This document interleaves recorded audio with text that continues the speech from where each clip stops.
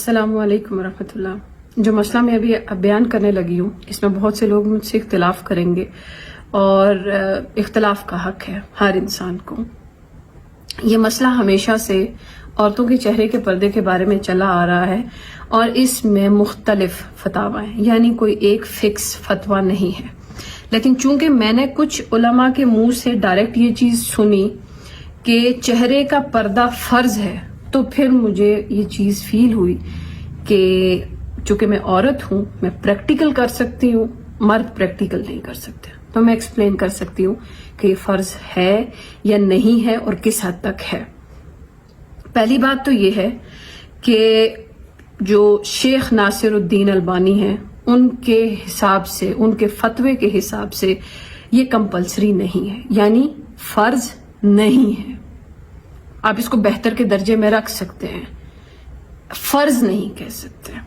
کیوں نہیں کہہ سکتے؟ پہلی بات تو یہ ہے کہ علماء جو دلیل دیتے ہیں سورہ نور میں کہ اپنی جو اوڑھنیوں کو سینوں پر ڈال کے رکھو، آیت نمبر آ جاتی ہے 31 سورہ نور کی۔ اس آیت میں جو ورڈ عربک میں یوز ہوا ہے خمار، وہ ورڈ ایکچولی ایک حدیث میں بھی یوز ہوا ہے۔ سنن نبی داؤد کی حدیث ہے کہ جب کوئی عورت نماز پڑھے تو خمار لے، یعنی چادر لے۔ تو اگر کوئی بھی عالم اس بات پر اتفاق نہیں کرتا کہ خمار جو ہے وہ نماز میں آپ اس کا مطلب نماز میں تو یہ نہیں لیتے کہ نماز میں آپ نے اپنا جو ہے نا وہ ویل کرنی ہے یا آپ نے اپنے چہرے کو ڈھانپنا ہے۔ نماز میں تو سب کے نزدیک یہی ہے کہ آپ کا چہرہ اوپن ہونا چاہیے، تو پھر آپ وہاں خمار کا مطلب یہ کیسے لے سکتے ہیں کہ وہاں آیت میں خمار کا مطلب یہ ہو گیا کہ آپ نے اب اپنا چہرہ ڈھانپنا ہے۔ پہلی بات تو یہ کہ خمار ورڈ جو ہے اس کا مطلب چادر ہے، چادر لینا، اور اس میں چہرہ انکلوڈڈ نہیں ہے، یعنی چہرہ فرض نہیں ہے۔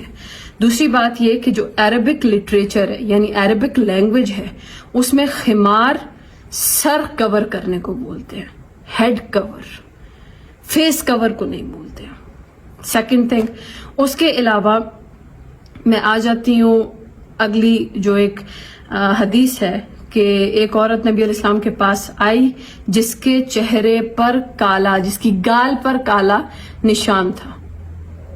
اب اس حدیث کا سٹارٹ اپ یہ ہے کہ ایک عورت آئی جس کے چہرے پر کالا نشان تھا، تو اگر چہرہ کور فرض ہوتا تو پھر یہ کیسے حدیث میں لکھا ہوا ہوتا کہ جو چہرہ ہے اس کے اوپر کالا نشان ہے؟